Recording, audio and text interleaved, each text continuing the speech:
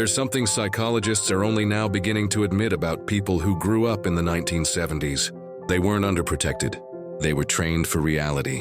While modern childhood is built around constant supervision, stimulation, and safety, the 1970s quietly produced a generation with unusual emotional resilience, patience, and independence. Not because life was easier, but because children were trusted to handle it, and that trust permanently shaped their minds. The 1970s didn't just raise kids, it wired their nervous systems. Freedom, boredom, risk, solitude, and failure weren't avoided. They were normal. And those experiences built psychological strengths that research now proves are essential for healthy adults. Imagine being 7 years old. Breakfast is done. Your parent sends you outside with one rule: be home before dark. No tracking, no check-ins, no adult planned schedule. You built forts, invented games, solved arguments, and adapted on the fly. Neuroscience now shows that this kind of unstructured play strengthens executive function, the brain's ability to plan, problem solve, and self-direct. You weren't being entertained. You were learning how to think independently. Without adults explaining every situation, you learned to read people. You noticed tone, posture, tension, and mood. You knew which yards were safe shortcuts and which weren't. You could sense when to engage and when to disappear. Psychologists now call this advanced social awareness. Back then, it was survival intelligence.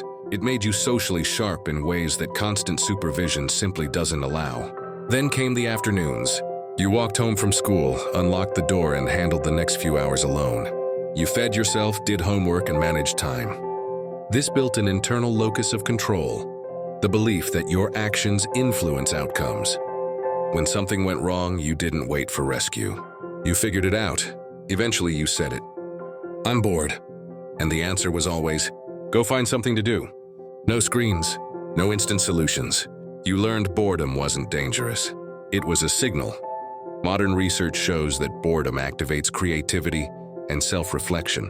You learned to sit with discomfort, a skill that now shows up as patience, focus, and emotional steadiness.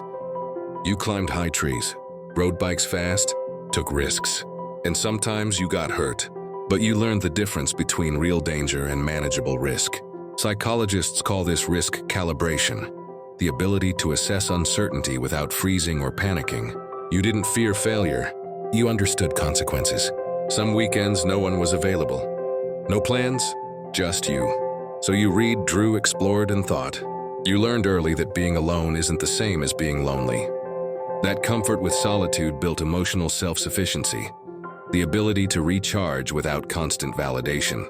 When something hurt emotionally, there was no instant escape, no texting, no scrolling, no reassurance on demand.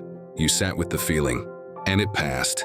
This taught emotional self-regulation, the ability to feel deeply without being controlled by emotions. One of the strongest predictors of long-term mental health we know. You waited for TV shows, for holidays, for rewards. Life moved slower. That rhythm wired the brain for patience and persistence. Research shows people who delay gratification have lower addiction rates and more stable lives. You didn't learn patience. You lived it. You failed tests, lost games, didn't make the team, and no one rushed in to soften it. Failure wasn't your identity. It was feedback. So you adjusted and tried again.